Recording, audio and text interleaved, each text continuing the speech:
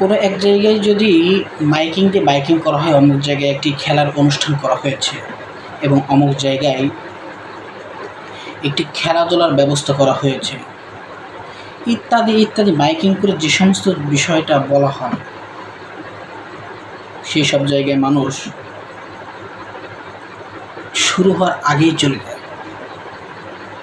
প্রতিযোগিতা দেয় কে কার আগে যেতে পারবে এবং সেখানের জন্য কিছু টাকা বরাদ্দ করে রাখে, আমি ওখানে এই টাকাটা দেব।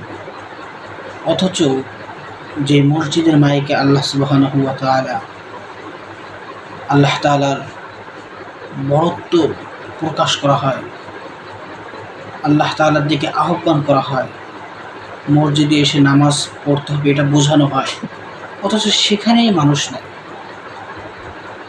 এখানে নামাজ পড়তে না লাগে টাকা না অন্য কিছুই লাগে না, এরপরেও আমরা মসজিদে আসি। ইমাম মুয়াজ্জিন যখন হাইয়া আলাস সালাহ হাইয়া আলাল ফালাহ কল্যাণের দিকে আসে, যখন ডাকা হয় হাইয়া আলাল ফালাহ, কল্যাণের দিকে যে আমাদেরকে ডাকা হয়, ভালোর দিকে যে ডাকা হয়, আমরা আসি।